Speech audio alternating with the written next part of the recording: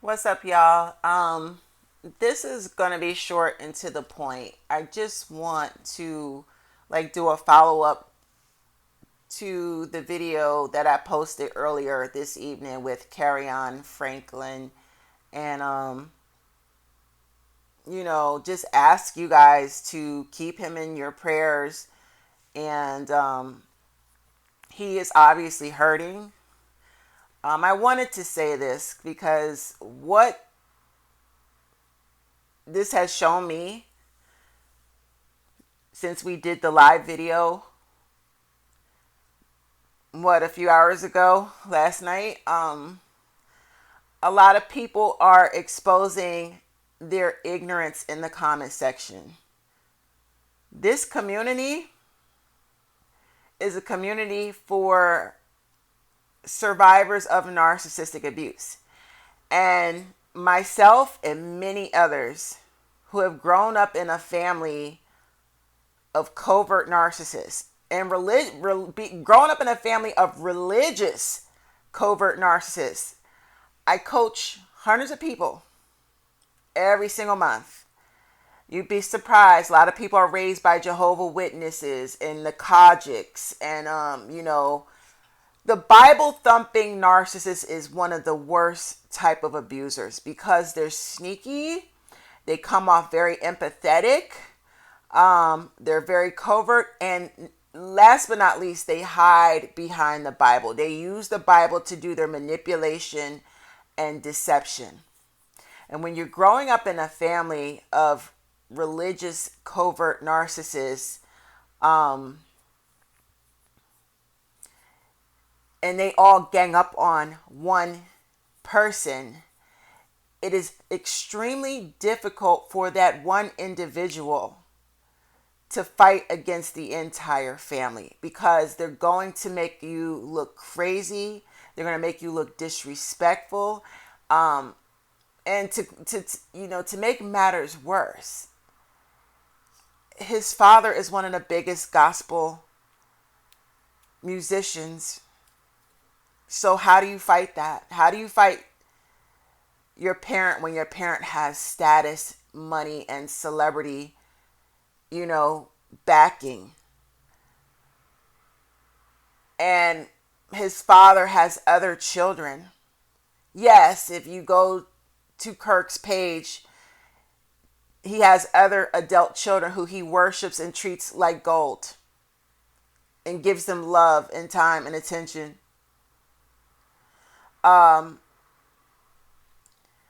It's painful. He's not in a position, he's just now learning about narcissistic abuse and connecting the dots and figuring out who, what, where. If he has any underlying mental issues, let's just say bipolar or whatever, then that is for him to deal with on his own. He, has to go see a doctor, a therapist. We don't know. I did ask him on the live if his parents have ever, this is where I was going with this, because I'm pissed off that a lot of you are like, well, the police are dangerous. Listen, because like I said in the video, my daughter has mental illness. So I know procedure as a parent and caretaker. Even though she's now an adult, if she were to have some sort of mental breakdown, the procedure is to call the ambulance. And then you report to the ambulance that your child is having some sort of mental breakdown. And EMS will also contact the police to inform the police that there's someone in mental distress. That's how you protect the victim. His mother and his grandmother did not do that. And his mother, knowing how easily triggered he is, knowing all the abuse he has endured, knowing that family has ganged up on him, how could she possibly ever think or believe that driving over, popping up, this was a surprise pop-up on him, which is another trigger. He wasn't aware she was coming over. She was called, obviously, by his grandmother, popped up on him. They're both ganging up on him. What would make her to believe that he was going to voluntarily get in her car and go to the hospital? His mama knew what she was doing. They trigger him, pop up on him. Now, he looks crazy. Oh, now let's get on the phone and call his father. You heard his grandmother. Call your father. Why would he call his father? If they both felt that there was a mental breakdown, you call EMS. EMS will notify police to let them know that there is someone with a mental breakdown, that is in need of mental health. Had EMS and police arrived with his mother and grandmother there, they would have made him go get on the ambulance. That is what the police are there for, and escorted him to the hospital. That was not done.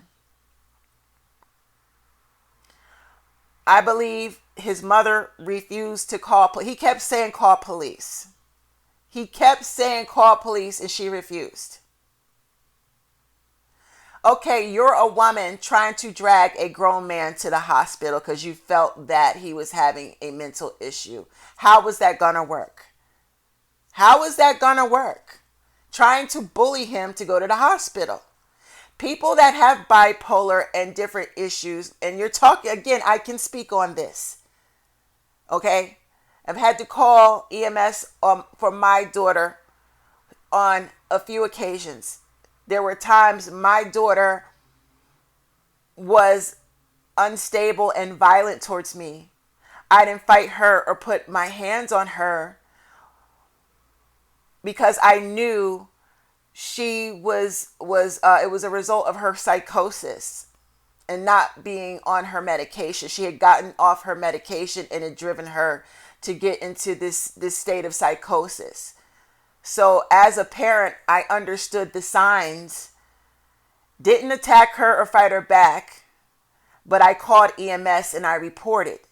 And EMS alerted the police so that the police are aware in advance that this is a different issue. This is not an issue where there's violence or people are being beat up. This is a mental breakdown, someone who is in need of going to the hospital. But that's why in the video I asked Kerrion, has his parents ever placed him in therapy when he was a child? His answer was no. And that should tell you a lot right there. That should tell you enough right there. Because see, we as parents have an obligation to put our children in therapy before they become adults. And with his father having the fame and success, and there already being problems in their family, while Kerrion was under the age of 18, his parents never gave him the help that he needed. They failed him. And now that he's grown and he has the ability to be independent and do what he wants, they are fearful of him going to the media and leaking all the dirty secrets. So this is gang stalking. This is an attempt to bully and silence him and strip him of his identity, then go out here and say, oh, he's mentally crazy. Being bipolar and all that has nothing to do with a toxic family bullying you your entire life and you snapping. Those of you who have dealt with this type of abuse know how covert narcissists are, how insidious and nasty, and they hide the abuse in such a way that it does make the victim snap. That video that we saw with Kerrion and his grandmother and his mother last night, they were gaslighting him in that video. You don't pop up on somebody and you know the relationship is very bad. This happened to my brother when my brother was younger. The whole family ganged up on my baby brother and cornered him in the corner. And he snapped and he broke free and ran away. Growing up in a family of covert narcissists, it will drive you insane. Now, I'm not disputing the fact, he's definitely going to need therapy from dealing with this. And if he has any other issues, he has to deal with those issues. But He cannot deal with those issues until he cuts his family off. And before y'all judge, you don't know his financial situation. You know, his father obviously isn't helping him. His father adores and treats his other children. His other children are well taken care of. And you clearly see he's not giving Kerrion any money or helping him with anything. That's because Kerrion is the scapegoat child of the family. Now, it's the same for my family. Many of y'all are the scapegoat black sheep of your family. My mother right now spoils my sister with money and gifts, and she spoils her grandchildren with money and gifts. But because she can't control me, because I take a stand and I speak my mind against the toxic shit that family has done to me, I'm public enemy number one. So I get punished. And not only do I get punished, I have a daughter. My mother has turned her back on her own grandchild who is innocent and has never done anything to harm anyone. My daughter is being punished. So my mother doesn't do anything. The last 15 years, they have my address. Like I said, my baby does not receive Christmas cards, birthday cards, never got a single card for graduation, high school. They don't check on my daughter. They don't send her no gifts in the mail. I don't care how mad you are at me. Why are you punishing your grandchild and spoiling your other grandchildren? So see, I know what Mr. Kirk Franklin is doing when he spoils his other children and he leaves his other son, Kerrion, in the fucking dust. It's very sick and it's toxic. And this is a contributing factor to why Kerrion is weakened right now. And what y'all are seeing. I don't like the comments that are very judgmental. A lot of y'all have exposed yourself. And I'm going to start blocking. Okay? I'm going to start blocking. You don't know what that man's living situation is. If they have taken everything from him to the point that he has nowhere to go. He doesn't have the resources to cut ties. How do you not know he was saving? He was not saving up his money and he was putting a plan together, just like a domestic violence situation where a woman has no money because her husband is beating her. So she's trying to figure out a way to escape her abusive husband. It's no different. How dare you speak on his situation? So also too, I want to end this. I saw a lot of ignorant comments saying I'm clout chasing. Let me be very clear. This work that I do is not about clout chasing. Kerrion, as he stated before, he found my videos. Kerrion reached out to me. We did a video together. And we plan on doing more videos together, God willing. I pray he's safe and nothing happens. I really do. I am concerned because this is painful. But the clout chasing shit, I'm going to shut that down. Because it was he that contacted me and asked me to go live with him. The video being posted is for his protection. It is evidence of the bullying and gaslighting. It's not about clout chasing. Okay? He needs a community of people, of survivors who have gone through this with their families. He needs support. That is why he contacted me, to get the community behind him. So please stop with the clout chasing rumors. He contacted me and asked me to go live. You understand? God bless you guys. Please get educated on narcissistic abuse and pray for Kerrion. Thank you.